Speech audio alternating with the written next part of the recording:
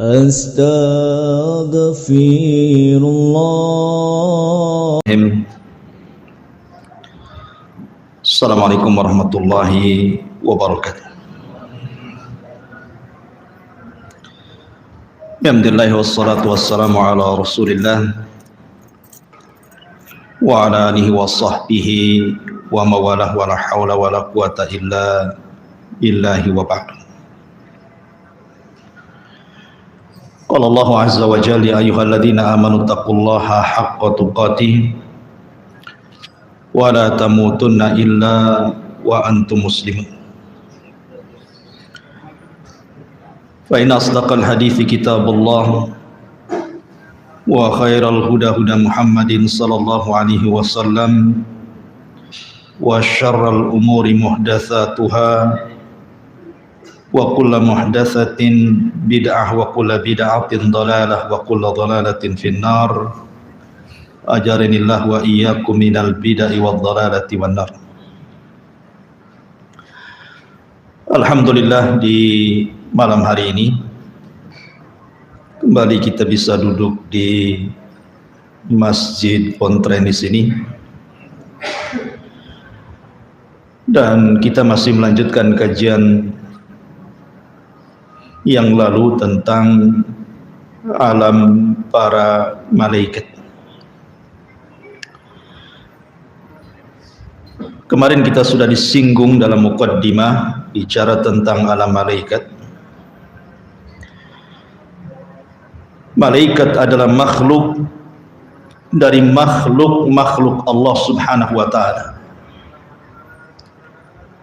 Sehebat apapun para malaikat, malaikat tidak punya rububiyah Allah, apalagi uluhiyah Allah Subhanahu wa ta'ala.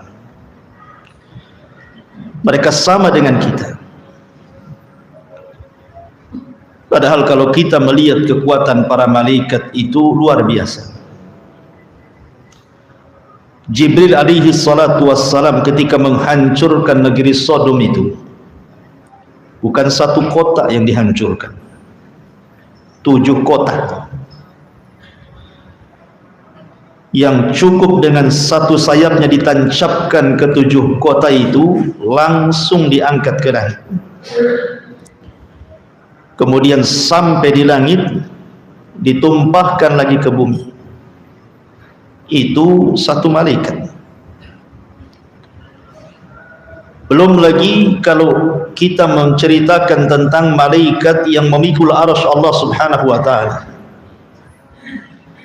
Ketika Nabi SAW diizinkan untuk mensifatkan malaikat yang memikul arsy itu, kakinya berada di dasar bumi, kemudian badannya menjulang ke langit sampai 7 lapis langit, dan kemudian bahunya sampai memikul arsy Allah Subhanahu wa ta'ala. Itu satu malaikat memikul arsy sebesar itu. Tetapi walaupun demikian, kita katakan bahwa malaikat tetaplah malaikat. Dia adalah makhluk Allah Subhanahu wa ta'ala. Tidak boleh orang menyembah para malaikat seperti yang dilakukan orang-orang musyrik jahiliyah. Mereka menganggap bahwa Tuhan-Tuhan yang mereka sembah seperti Lata, Uzza, Manat dan yang semacamnya, mereka mengatakan itu banatullah, anak-anak putrinya Allah. Maha suci Allah dari apa yang mereka katakan. Ma'asyiral muslimin yang dimuliakan Allah Subhanahu wa ta'ala, adapun jumlah para malaikat, maka sering saya katakan berdasarkan firman Allah Subhanahu wa ta'ala, wa ma ya'lamu junuda rabbika illa hu wa ma huwa illa dzikra lil bashar. Tidak ada yang tahu jumlah berapa para malaikat kecuali Allah Subhanahu wa ta'ala. Ketika Nabi SAW menyebutkan malaikat yang menggeret Jahannam saja, di mana Rasul mengatakan Jahannam itu memiliki 70 tali kekang. setiap satu kali tali kekang itu yang menggeret berapa malaikat? 70.000. 70.000 kali 70.000. Itu baru yang menggeret Jahannam, khazanatun nar namanya. Malaikat-malaikat penjaga neraka. Sebanyak itu. Makanya Nabi SAW ketika mengatakan attatis sama, langit karena saking beratnya yang di atasnya itu sampai attatis sama, sampai mengeluarkan suara langit itu saking beratnya para malaikat yang ada di atasnya. Wa huqqala an ta'id, dan sudah berhak langit itu mengeluarkan suara seperti itu. Kenapa? Karena Nabi SAW mengatakan setiap 4 jari di langit itu ada malaikat yang berdiri sampai kiamat, ruku sampai kiamat, sujud sampai kiamat. Apabila ditiupkan sangkakala, baru mereka kemudian menengadahkan wajah-wajah mereka kepada Allah dan mengatakan, Ya Rabb, ma na'buduka haqqa ibadati, ma na'buduka haqqa ibadatika. Ya Rabb, kami minta maaf, kami belum mampu betul-betul menyembah. Padahal sudah sujud dari awal penciptaan sampai kiamat tuh. Ngomong gitu dia. Kami belum mampu betul-betul menyembah diri, apalagi kita. Harusnya kata-kata itu kita yang ngomong.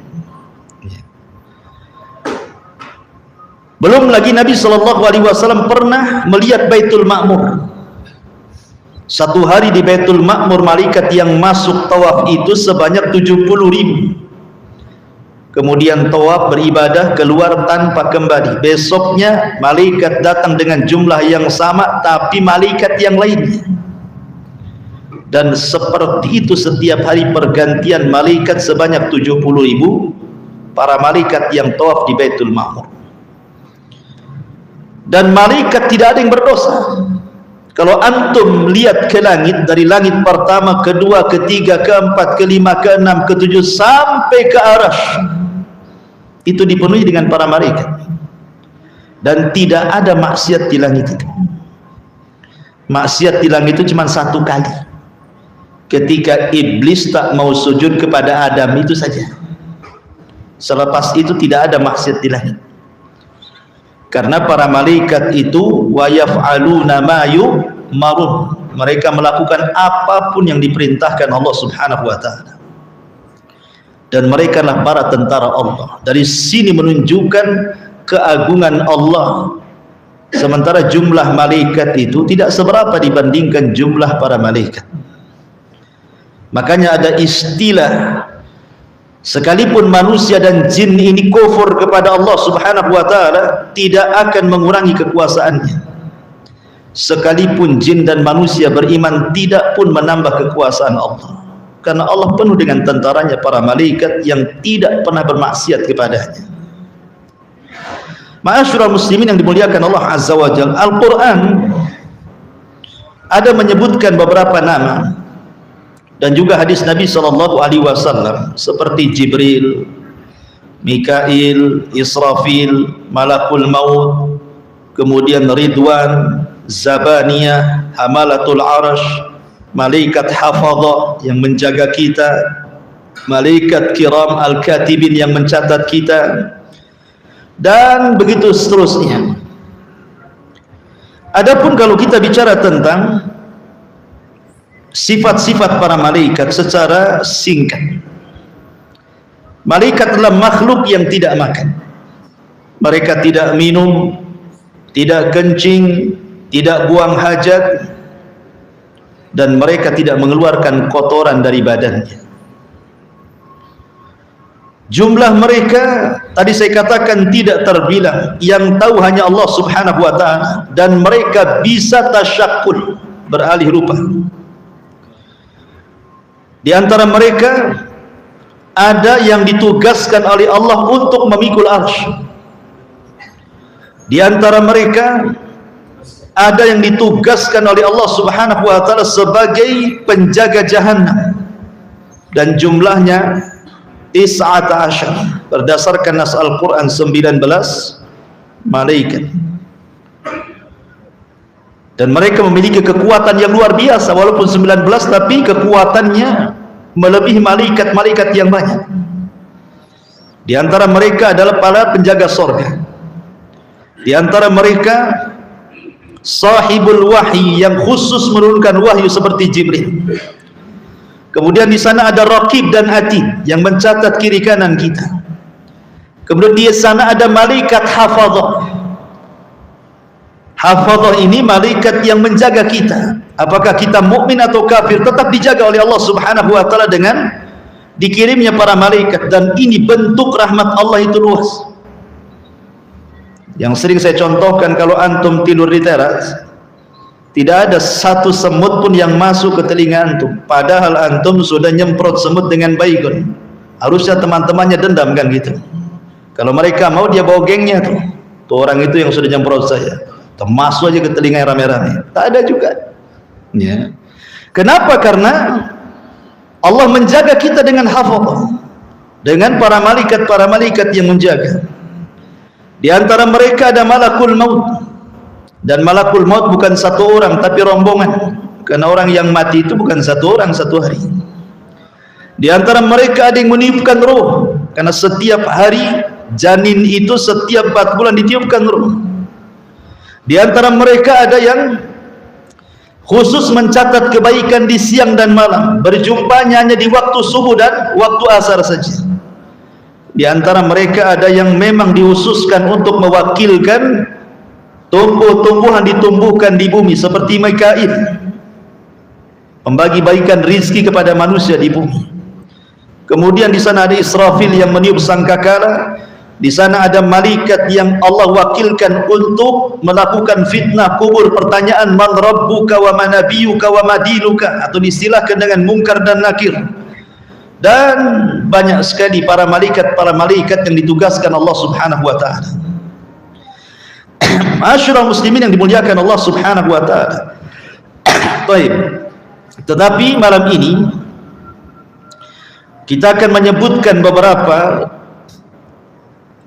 kaitan malaikat dengan kita. Kapan malaikat itu mendoakan kita? Kapan malaikat membenci kita? Kapan malaikat melaknat kita? Majlis-majlis seperti apa yang malaikat datang di situ? Inilah yang kita akan bahas di malam ini. Ma'asyiral muslimin yang dimuliakan Allah Subhanahu wa taala.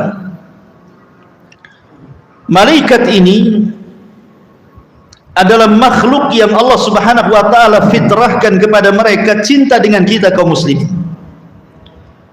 Makanya Allah Subhanahu wa taala kalau cinta dengan kita itu yang pertama dipanggil siapa? Jibril. Kemudian Allah Subhanahu wa taala katakan kepada Jibril, ya Jibril, inni uhibbu fulanan fa ahibbahu. Jibril, aku suka dengan si fulan, kata Allah. Maka engkau harus suka juga dengan si fulan. Maka Jibril memanggil seluruh malaikat yang ada di bumi, yang ada di langit, dan yang sedang bertugas dimanapun, dan mengatakan, ya malaikat Allah, innallaha ahabba fulanan fa ahibbuhu. Wahai malaikat-malaikat Allah, dimanapun kalian berada, Allah sudah suka dengan si fulan, maka kalian semua harus suka dengan si fulan. Maka ketika itu Allah Subhanahu wa taala menanamkan kecintaan kepada si fulan tersebut, kecintaan penduduk langit dan kecintaan penduduk bumi. Dengan sebab itu Allah tanamkan dua kecintaan. Kecintaan penduduk langit maksudnya para malaikat, kecintaan penduduk bumi maksudnya manusia dan jin. Lalu apa faedahnya antum dicintai malaikat itu? Dan apa faedahnya antum dicintai manusia? Adapun faedahnya antum dicintai malaikat, malaikat yang mencatat amal kita, yang mengantarkan kebaikan kita kepada Allah, yang mencabut nyawa kita. Kalau malaikat sudah suka dengan kita, tidak mungkin dia mengantarkan yang buru-buru, tidak mungkin pula mencabut kita dalam posisi su'ul khotimah. Tetapi kalau faedahnya manusia cinta dengan kita, itu sebagai rekomendasi bagi kita saat kematian kita, bahwa kita mati di atas kebaikan. Sebagaimana di zaman Rasul, ada orang bawa jenazah, semua memuji jenazah itu. Kemudian datang lagi jenazah, semua mencela jenazah itu. Kemudian Rasul mengatakan wajabat. Kemudian sahabat mengatakan, apa makna wajabat wahai Rasul? Maka Rasul mengatakan, jenazah yang pertama yang dipuji manusia, wajabat lahul jannah, maka dia pasti masuk surga. Tapi jenazah yang kedua yang dicaci maki, dicela manusia, wajabat lahun nar, maka dia wajib masuk neraka. Jadi tazkiyah manusia terkadang penting.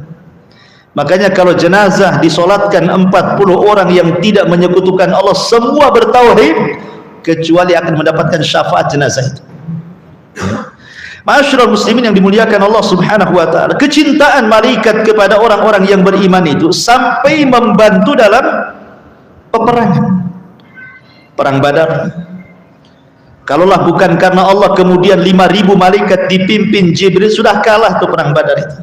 Tapi Allah turunkan 5.000 malaikat dipimpin Jibril, menang perang itu.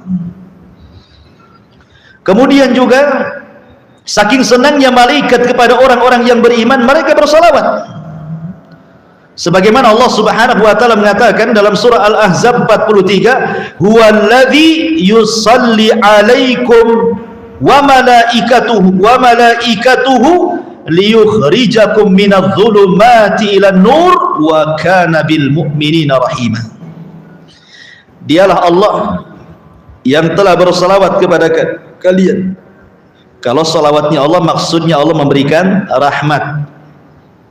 Kalau ada kalimat salawat dari Allah, artinya Allah memberikan rahmat. Seperti innallaha wa malaikatahu yusalluna 'alan nabi. Ya. Sesungguhnya Allah dan para malaikatnya bersalawat kepada Nabi. Maksud salawatnya Allah apa? Memberikan rahmat. Maksudnya salawatnya malaikat apa maksudnya? Mendoakan dan memintakan ampun akan dosa-dosa kita. Jadi malaikat itu mendoakan kebaikan kepada kita dan juga mendoakan ampunan kepada kita. Walladzi yusalli 'alaikum wa malaikatuhu liyukhrijakum minadh-dhulumati ilan nur. Ma'asyiral muslimin yang dimuliakan Allah Azza wa Jalla, bahkan malaikat itu hadir di majlis-majlis ilmu, di majlis-majlis zikir, di majlis-majlis yang dibacakan Al-Quran di situ. Baik di masjid, baik di rumah, baik di majlis taklim, dimanapun. Kalau majlis itu ada zikirnya, ada mempelajari halal haramnya, ada bacaan hadis dan Qur'annya, maka malaikat akan datang. Kemudian malaikat akan mendoakan dan memintakan ampun kepada orang-orang yang ada di majlis itu. Dan itu berdasarkan hadis Abu Hurairah radhiyallahu anhu. Kemudian juga para malaikat, mereka tidak pernah lepas dari kita. Malaikat itu tidak pernah akan lepas dari kita. Di sana ada malaikat raqib dan atid. Sejak kita lahir sudah diwakilkan oleh Allah untuk mencatat kebaikan dia dan menjadi korin dia yang baik. Belum lagi kesehari-hariannya. Tadi saya katakan ada malaikat itu yang setiap pagi dia memperhatikan kita dan mencatat amalan kita sampai waktu asar. Kemudian di waktu asar mereka naik ke langit, kemudian meletakkan catatan kebaikan kita di Sidratil Muntaha. Kemudian ganti dengan malaikat yang di malam hari memperhatikan kita terus, kemudian mencatat kebaikan kita di malam hari. Apakah kita tahajud, apakah kita witir, apakah kita zikir, apakah kita baca Quran, apakah kita tafakkur, dicatat semuanya sampai waktu subuh. Kemudian naik, kemudian diangkat ke langit dan diletakkan di Sidratil Muntaha. Jadi malaikat itu terus akan memperhatikan manusia. Termasuk juga malaikat itu ada yang ditugaskan ikhwan, hanya menyampaikan sholawat ke kuburan Nabi.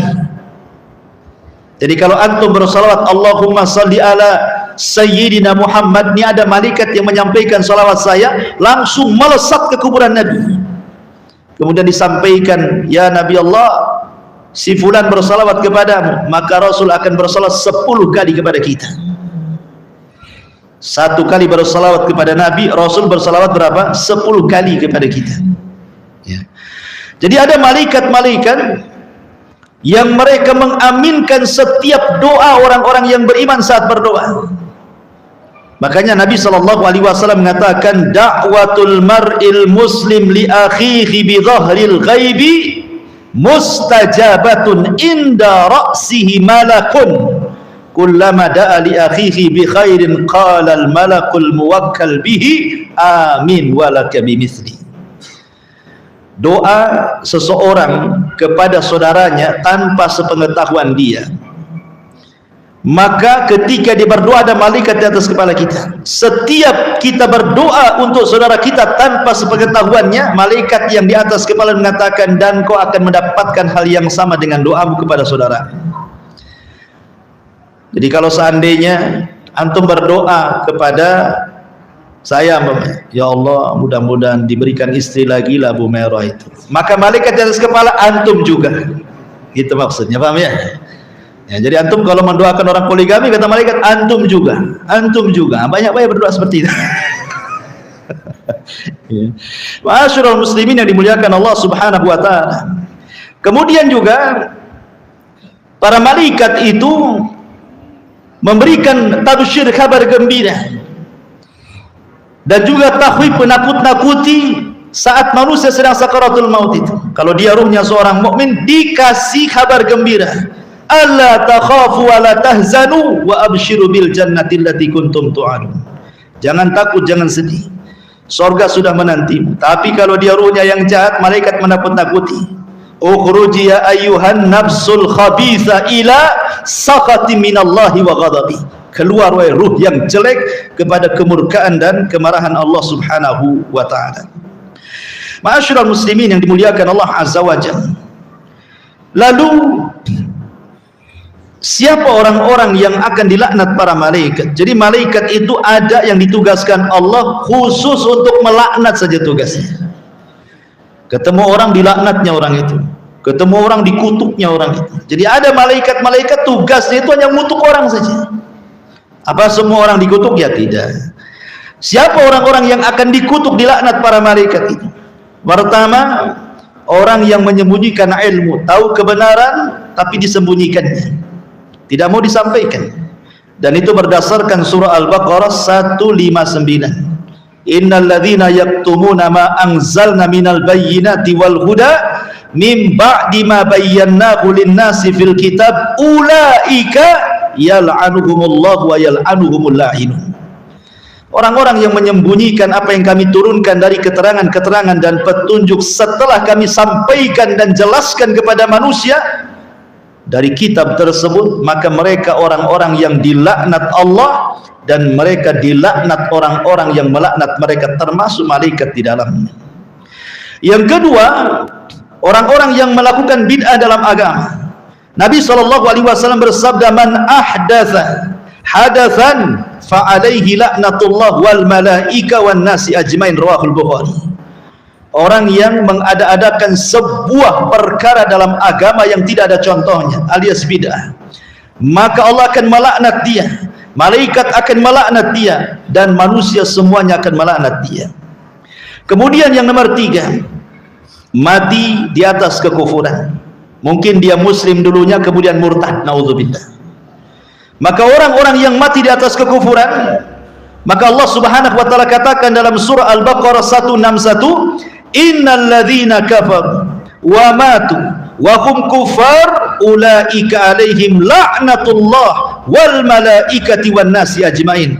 Orang-orang yang kafir kemudian mati di atas kekafiran, maka mereka dilaknat Allah dan para malaikatnya dan seluruh manusianya. Hati-hati orang murtad, kalau mati di atas kemurtadannya maka dilaknat para malaikat. Kemudian yang keempat, orang yang mencela para sahabat, seperti orang-orang Syiah mencela banyak para sahabat, bahkan mengkafirkannya, layak mereka dapat laknat malaikat. Orang-orang Nawasib, orang-orang Khawarij yang mencela para sahabat Nabi SAW, layak mereka mendapatkan laknat para malaikat, berdasarkan sabda Rasul yang dikeluarkan dari Imam At-Tabrani dalam Mu'jamnya, man sabba ashabi fa alaihi la'natullah wa malaikatuhu wan nas ajmain. Siapa yang mencela sahabatku, maka dia berhak mendapatkan laknat Allah, para malaikatnya dan seluruh manusia. Kemudian juga orang yang menakut-nakuti saudaranya seorang muslim dengan senjata. Kalau sekarang tidak dengan senjata, dengan handphone. Awas kau ya, ketemu di mana gitu, awas ya kan, gitu ya.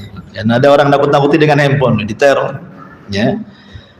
Maka Nabi SAW mengatakan, man asyara ila akhihi bihadidatin, fa innal malaikata tal'anuhu hatta yada'ahu, wa in kana akhahu li abihi wa ummi. Siapa yang mengisyaratkan kepada saudaranya sebuah senjata untuk menakut-nakutinya, tidak ditusuk, hanya nakut-nakuti saja, maka malaikat akan melaknatnya sampai dia letakkan tuh senjatanya. Kalau pakai handphone sampai diletakkan handphonenya gitu. Ya. Kemudian yang nomor 6, manintasabah an yantasiba syakhsu ila ghairi abi, menasabkan yang bukan nasabnya, bukan turunan Nabi, ngaku-ngaku pula Habib umpamanya. Bukan turunan orang kaya, padahal kaya ngaku-ngaku pula betul bapakku menteri dari Hong Kong. Ya. Dia ngaku-ngaku tuh. Kan banyak orang-orang ngaku-ngaku itu biasanya zaman dulu ya. Ya kan ada tuh di sandiwara-sandiwara itu, datang dari kampung gitu ya. Kemudian lama di kota, rupanya tidak berhasil. Kemudian nulis status cari rumah yang bagus, selfie pula dengan rumah yang bagus tuh. Ini rumah saya katanya. Ini mobil saya. Tuh bapak saya yang ganteng tuh katanya lagi lewat. La haula wala quwata illa billah. Maka Rasul mengatakan, manidda'a ila ghairi abi, siapa yang menasabkan yang bukan nasabnya, fa alaihi laknatullah wa malaikatuhu wal malaikati wan nasi ajmain, maka dia mendapatkan laknat Allah, para malaikat dan seluruh manusia. Yang nomor 7, al-ghadar, orang yang berkhianat, diberikan amanah dia khianat, maka ini pun dalam riwayat Bukhari Muslim, fa alaihi laknatullahi wal malaika, dia akan mendapatkan laknat Allah dan para malaikatnya. Yang nomor 8, irtikabul fasad wa zulmi, melakukan kerusakan dan kezaliman. Zalim itu macam-macam, mengambil hak orang lain, ya, menggibah, mencaci, memaki dan begitu seterusnya, zalim. Atau merusak bumi, menebang hutan yang merupakan penghijauan, akhirnya ditebang, akhirnya banyak bencana dan begitu seterusnya. Maka orang-orang yang seperti ini, maka Nabi SAW mengatakan, fa alaihi laknatullahi wal malaikati wan nasi ajmain, muttafaqun alaihi, dia mendapatkan laknat Allah, malaikatnya dan seluruh manusia. Yang nomor 9, mualatu ghairi sayyid alladhi manna 'alal muslim bil hurriyati wal idki. Mungkin seorang budak loyalitasnya tidak diberikan kepada tuannya tetapi kepada orang lain, ini pun dilaknat. Termasuk juga yang nomor 10, seorang wanita yang menolak ajakan suaminya untuk berhubungan, maka wanita ini akan dilaknat sampai dia subuh kalau dia tidak bertobat kepada Allah Subhanahu wa taala. Termasuk juga orang yang berhukum dengan hukum selain Allah Subhanahu wa taala. Berdasarkan riwayat Imam Ahmad, mereka pun orang-orang yang dilaknat Allah Subhanahu wa taala dan para malaikatnya. Inilah orang-orang yang dilaknat. Sekarang orang-orang yang didoakan para malaikat, orang-orang yang didoakan kebaikan, malaikat beristighfar kepadanya, siapa mereka? Yang pertama, mereka adalah orang-orang yang tidur dalam posisi tahir, suci. Jadi sebelum tidur antum berwudu, ya, tidak masalah. Ustaz, saya sudah berhubungan dengan istri, berwudu saja. Karena Nabi SAW pernah berwudu, kemudian menggauli istrinya, berwudu lagi, menggauli istrinya, dan begitu seterusnya. Nah, padahal wudu itu kan menghilangkan hadas kecil. Kalau dia melakukan hadas besar kan secara otomatis batal kan. Wudu untuk tidur berbeda hukumnya. Itu sunnah, wudu saja. Ya, supaya untuk menyemangati kita juga dan tidak didekati setan saat kita tidur. Apalagi dia memang tidak melakukan hubungan, kemudian dia berwudu betul-betul ingin membersihkan dari hadas besar dan hadas kecil, maka disebutkan dalam sahih targhib dan tarhib, man bata tahiran bata fi syi'arihi malakun, siapa yang tidur dalam posisi suci, tidak ada hadas besar dan kecil, maka para malaikat akan berada di samping kiri kanannya. Setiap dia guling ke kanan, malaikat sebelah kanan mengatakan Allahumma gfir lahu, Allahumma arhamhu. Ya Allah, ampuni dosa orang ini. Ya Allah, rahmati orang ini.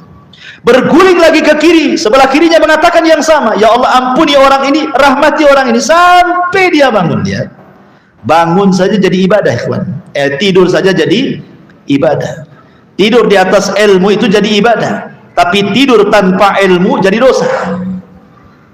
Ya kan, tidur di atas ilmu, tahu nih kalau saat tidur antum didoakan malaikat kiri dan kanan, ketika itu tidur antum jadi ibadah, dan mimpi-mimpinya pun pasti enak itu.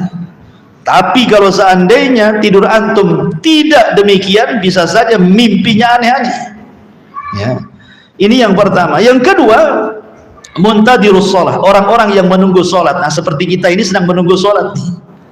Dari maghrib tadi sholat, sambil nunggu sholat ada pengajian nunggu sholat isya, kan itu. Maka Nabi SAW mengatakan, inna ahadakum ma qa'ada yantadirus sholata fi sholatin ma lam yuhdis tad'ulahul malaika. Sesungguhnya salah seorang di antara kalian tidaklah duduk menunggu sholat setelah sholat dan dia tidak berhadas sampai sholat kembali, maka para malaikat akan mendoakan dia, Allahumma gfir lahu, Allahumma arhamhu. Ya Allah, ampuni dosa orang ini, ya Allah, rahmati orang ini. Kemudian yang nomor 3, orang yang berada di shaf yang paling depan dalam sholat, ya. Kemudian juga orang yang di shaf sebelah kanan, termasuk orang yang berburu shaf paling depan, maka mereka adalah orang-orang yang didoakan kebaikan para malaikat. Kemudian juga orang-orang yang mendapatkan aminnya para malaikat. Makanya setiap imam saat membaca ghairil maghdubi alaihim waladhdallin, maka aminnya bareng-bareng. Jangan nunggu imam amin baru makmum amin, tapi bareng-bareng. Ketika ghairil maghdubi alaihim waladhdallin, maka imam mengatakan amin, semua makmum ikut amin. Kata Nabi SAW, barang siapa yang takmin dia, amin dia, cocok dengan aminnya malaikat dalam satu waktu, Allah ampuni dosa-dosanya. Malaikat akan mendoakan ampunan kepadanya. Termasuk juga orang yang banyak bersalawat kepada Nabi SAW. Termasuk tadi saya katakan doa kepada orang yang antum tidak tahu bahwa antum sedang doakan dia. Termasuk juga orang yang infak di jalan Allah. Setiap pagi malaikat turun kemudian mengatakan Allahumma ati munfiqan khalafa wa yaqulul akhar Allahumma ati mumsikan talafa. Ya Allah, kasih tambah rizki tuh si anu tuh yang sudah berinfak. Ya Allah, tahan rizki si anu tuh bakhil tuh. Malaikat akan ngomong begitu setiap pagi. Coba bayangkan, setiap pagi. Makanya saya lihat kemarin ada celengan di sini. Bagus tuh. Bawa ke rumah satu-satu. Setiap pagi antum masukkan 1000 uang koin. Jangan dibagi 2. Ya, kalau bagi 2 nggak laku tuh. 1.000. Malaikat tiap hari antum didoakan malaikat. Padahal 1000 perak tuh. Ya kan? Tok. Ya, pertanyaannya kapan jadi masjidnya itu? Kalau 1000 nggak apa-apa lah. Yang penting antum didoakan para malaikat ya. Kemudian juga diantaranya adalah man ada maridhan, orang yang mengunjungi orang sakit. Subhanallah, orang yang mengunjungi orang sakit ini luar biasa. Kata Nabi SAW, man ada maridhan, barang siapa yang dia mengunjungi orang sakit, syayya'ahu sab'una alfa malakin, di belakang antum itu diikuti 70.000 malaikat. Ya, Ustaz, susah cari orang sakit. Kata siapa? Di rumah sakit banyak orang sakit. Tiap hari aja antum rumah sakit bawa apa gitu. Nggak kenal Ustaz, sudahlah kasih aja kan itu. Yang penting 70.000 mendoakan antum dari belakang. Ya. Jadi kalau ada orang sakit ikhwan kita itu senang harusnya. Ayo kita kapan ke sana? Supaya diikuti 70.000 malaikat, semuanya memintakan ampun kepada antum. Apakah luar biasa ikhwan? Ya. Semuanya memintakan ampun, yang 7.000 malaikat itu, ya Allah ampuni orang ini, ya Allah ampuni orang ini, sampai dia kembali setelah mengunjungi orang sakit. Plus setiap hari, luar biasa. Ya, plus setiap hari bankrupt loh Ustaz, harus bawa jeruk, bawa ini, bawa itu kan itu. Jangan pikir itu, Allah ganti nanti. Kenapa? Karena kalau orang banyak mengunjungi orang sakit, al jaza min jinsil amal. Kalau antum sakit nanti banyak yang mengunjungi antum. Memang begitu balasannya. Karena orang sakit itu bukan sakit karena penyakitnya, sakit karena nggak dikunjungi biasanya. Ya. Taib. Kemudian juga inda tasahur, ketika seseorang sahur.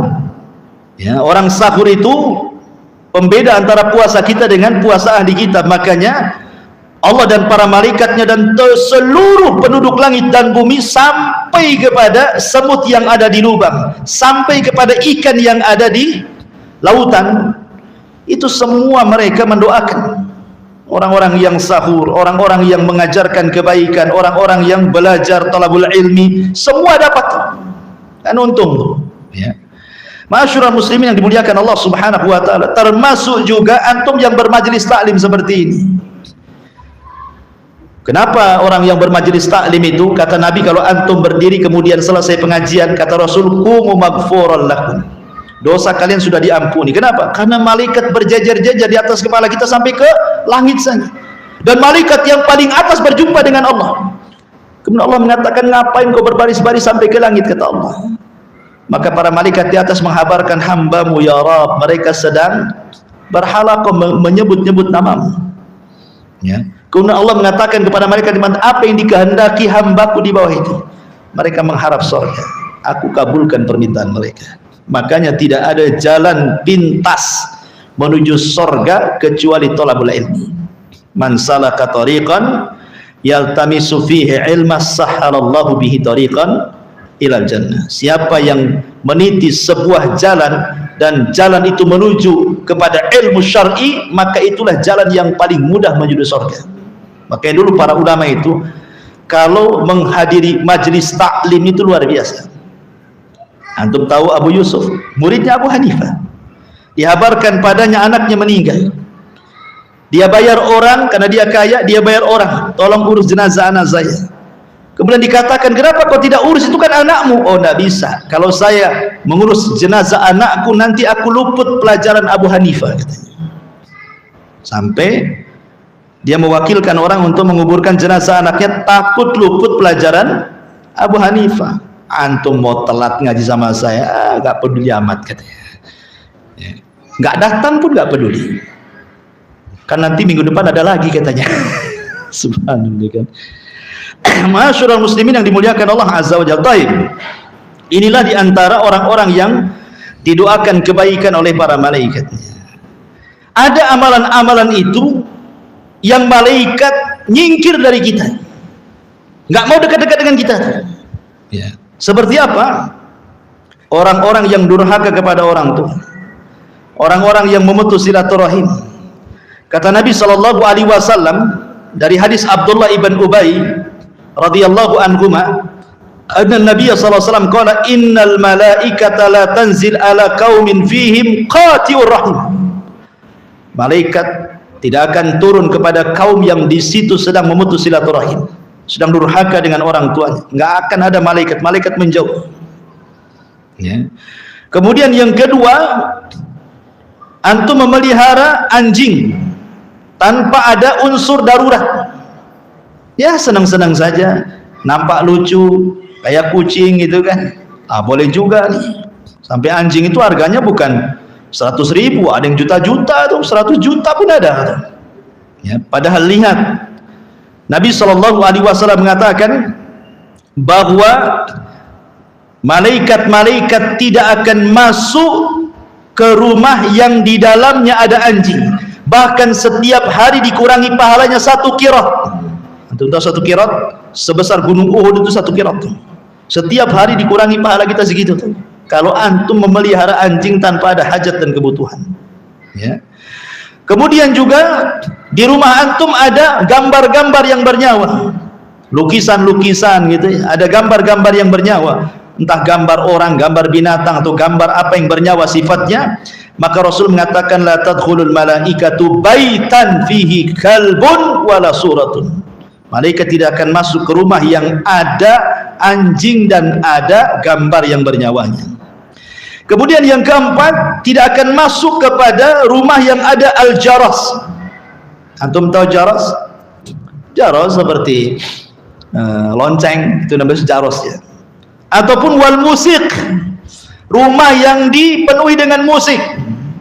Di zaman Rasul tidak ada musik keluar dari rumah itu, semua Quran.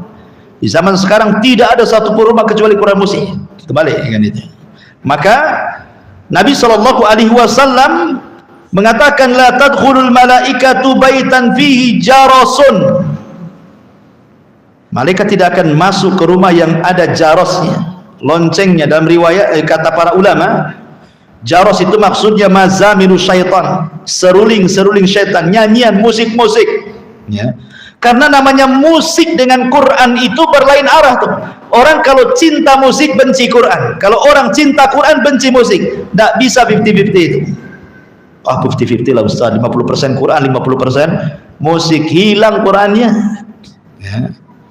Itu memang tidak bisa dicampurkan musik dengan Quran itu. Makanya dahulu orang-orang jahiliyah apabila Nabi membacakan Quran, apa kata mereka? La tasma'u lihadal Quran wa alghaw fihi, katanya. Buat gaduh-gaduh, buat musik-musik, buat nyanyi-nyanyi, biar suara Muhammad enggak kedengaran gitu.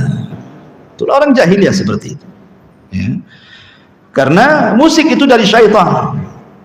Ya. Sementara Al-Quran dari Allah Subhanahu wa taala, tidak mungkin setan dengan Allah, kalamullah berjumpa kan itu. Kemudian di antaranya malaikat akan pergi adalah wujudur rawaih al-kariha fil bait. Rumah yang bau ya, nggak pernah disapu, nggak pernah dipel gitu kan, bau pokoknya. Antum di depan rumahnya parit kotor loh, nggak pernah dibersihkan. Nunggu kerja bakti RT, mikirlah ya kan. Itu udah ada malaikat tuh. Yang penting soal parit sebelah bau terserah, yang penting rumah kita parit bagus kan itu ya. Nampak nih sapi teng nih bau-bau, tutup ya. Karena tidak suka malaikat yang bau-bau. Makanya kenapa Nabi SAW mengusir orang yang mulutnya bau bawang ketika hendak sholat? Kenapa? Karena malaikat yata'adza bihi kama yata'adza bihi banu Adam, kata Rasul. Karena malaikat tersakiti sama dengan kita yang di sampingnya juga tersakiti dengan bau manusia. Ya, makanya Rasul mengusir orang yang bau bawang, suruh bersiwak dulu. Termasuk juga wujudul bauli al-muntaqi fil baiti. Seseorang meletakkan najis di rumahnya, seperti umpamanya antum merawat orang sakit nih, yang terkadang dia tidak bisa kencing, terpaksa ditaruh di aqua gitu. Kalau sudah penuh cepat buang biar bersih ya, karena malaikat tidak suka di situ ada najis-najis yang tergenang. Apalagi diletakkan, buat apa juga kan. Kadang-kadang ada orang penakut tidak mau ke kamar mandi, kencing pula di botol aqua. Lupa pula dia tak buang gitu kan. Dari sekarang antum lihat tuh, ada nggak tuh botol aqua yang ada kencing? Ya, periksa tuh ya. Jadi karena malaikat tidak suka tuh ada najis-najis, ada kotoran-kotoran. Karena Islam itu mengajarkan kebersihan, ikhwan. Malaikat suka yang bersih-bersih, sebagaimana setan suka yang kotor-kotor, tempatnya di tong-tong sampah, di tempat-tempat bau. Maka malaikat sebaliknya dibandingkan daripada syaitan. Makanya Nabi SAW mengajarkan sampai badan Rasul itu seolah-olah berapa kilo itu sudah kecium tuh. Rasul mau datang nih. Kenapa? Harumnya sudah nampak. Kalau antum baunya lu, ini mau datang nih, siapa si Anu? Baunya sudah masuk di hidung, ini kan masalah ikhwan ya. Jadi di sini malaikat tidak suka dengan, dia akan pergi malaikat-malaikat dari bau-bau, dari sampah-sampah, dari kotoran. Maka ini tugasnya ibu-ibu, jangan malas kebersihan. Dan tugas bapak-bapak juga jangan ngotori rumah. Karena biasanya kalau istri pulang kampung seminggu, pulang itu kayak kapal pecah rumah itu. Tah diapain sama antum tuh? Sampah di mana-mana kan itu ya. Ma'asyiral muslimin, ini diantara amalan-amalan yang malaikat tidak suka di situnya. Kemudian ma'asyiral muslimin yang dimuliakan Allah Subhanahu wa taala, kemudian juga malaikat itu suka dengan orang-orang yang mereka berkunjung kepada saudaranya. Jadi saudaranya nun jauh di sana, umpamanya di Tanjung Pinang atau punya saudara, atau di Tanjung Uban, atau di Medan, atau di mana, atau di Jawa lah. Antum punya kawan, bukan saudara, kawan saja. Kawan di Batam dulu, kawan ngaji gitu. Sekarang pindah tugas di Tanjung Pinang atau di mana. Memang antum ingin ke sana, bukan ingin jalan-jalan ke Tanjung Pinang sambil mampir biar tak bayar hotel, bukan itu. Ya, maksudnya di sini adalah memang betul-betul datang ke sana untuk ziarah silaturahim, lebihnya jalan-jalan gitu maksudnya. Jadi niatnya bukan karena itu, bukan karena nagih hutang, tidak, ya, bukan karena pinjam uang, tidak juga. Memang pengen ketemu, rindu, seakidah, seiman, seislam. Di zaman Nabi SAW, Rasul menceritakan ada orang yang ingin berkunjung kepada saudaranya, diutus malaikat untuk mengikuti di belakangnya. Kemudian malaikat menjelma manusia menghadang orang ini.